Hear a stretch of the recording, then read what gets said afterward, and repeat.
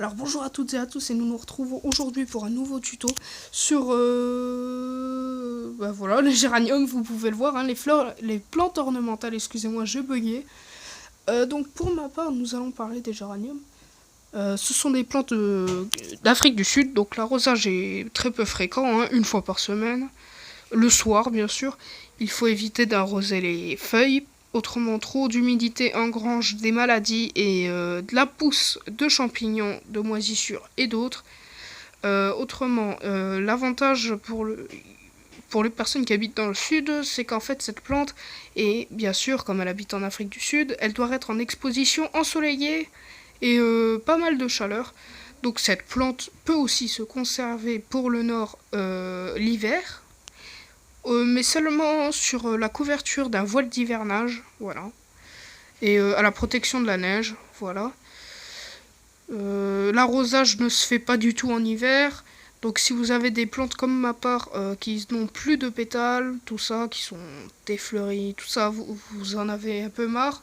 Donc vous allez couper ces fleurs, ça va faire stresser le plant de géranium, et ensuite lui, en plus grand nombre, va faire venir des feuilles, des fleurs, et voilà.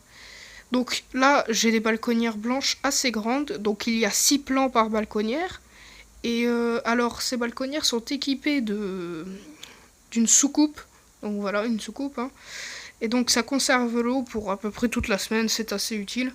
Donc, c'est surtout utile parce qu'il y a un conduit d'évacuation d'eau pour toutes les personnes qui ne s'y connaissent pas trop. Voilà.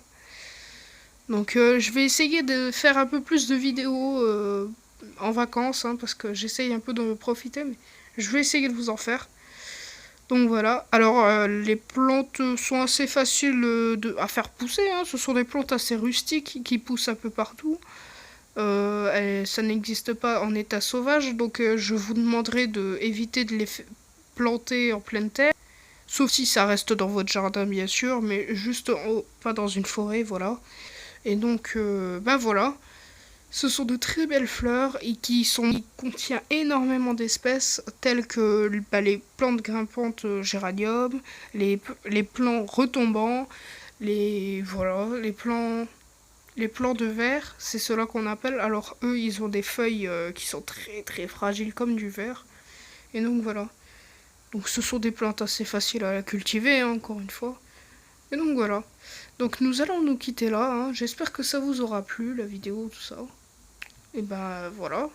Et j'essayerai, comme je vous ai dit tout à l'heure, d'en faire un peu plus parce que bon, voilà. Allez, au revoir tout le monde.